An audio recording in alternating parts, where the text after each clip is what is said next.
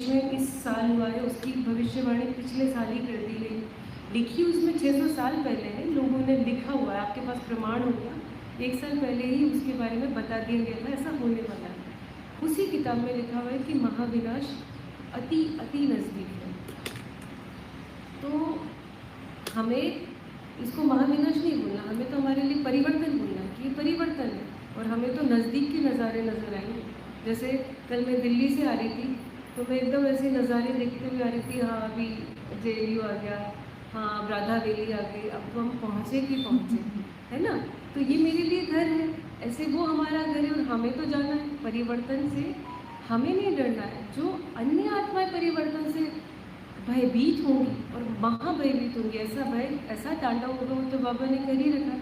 लेकिन उस स्थिति में हम इतने निर्भय हों कि अन्य आत्माओं को भी निर्भय बना सकें, इतना भरे हुए हो कि अन्य आत्माओं को 1 सेकंड की शांति सिर्फ दृष्टि से दे सके, क्योंकि सुनने के लिए कोई भी आतुर नहीं रहेगा उस समय पर। इतना अपनी तपस्या को बढ़ाने का संकल्प रखें।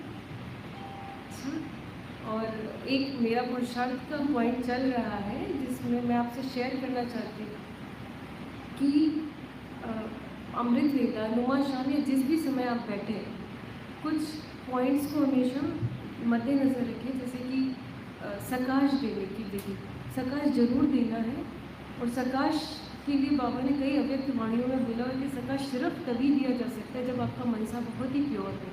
तो हम जब मेडिटेशन में बैठते हैं, जब बाबा से शक्ति लेते हैं, उसके बाद हम 11 पॉइंट का एक चार्ट बना सकते हैं।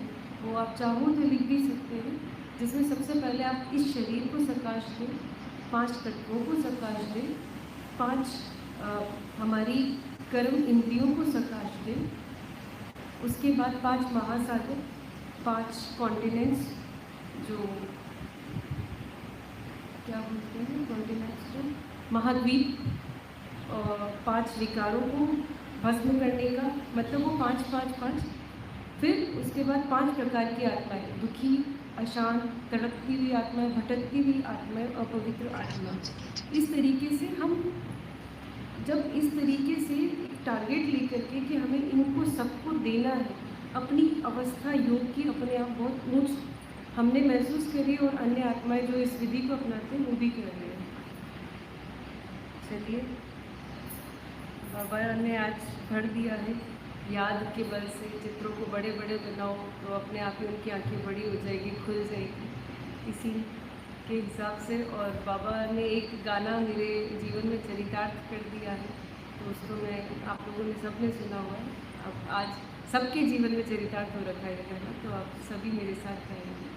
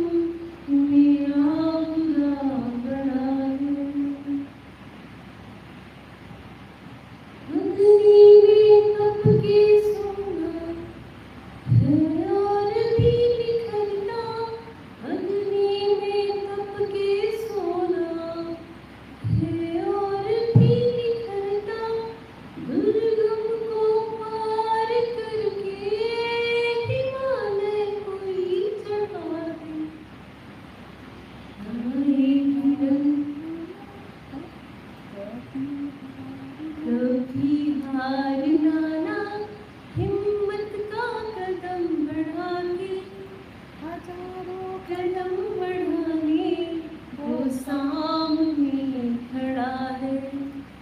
ये मत कहो खुदा से मेरी मुश्किलें बड़ी है, ये मुश्किलों से कह दो मेरा खुदा बड़ा है।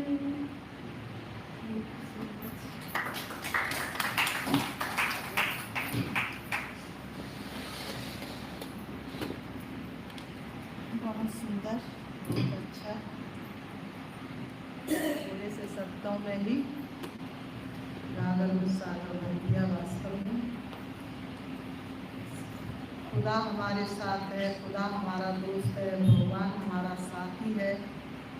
वो समस्या, परिस्थिति, तूफान, कोई कुछ भी हमारा बिगाड़ नहीं सकता है। बहुत सुंदर गीत है। इस गीत को सारा दिन गुनगुनाते रहो तो अपने आप ही हिम्मत अंदर आती रहेगी। शक्ति अभी कौन बताइए।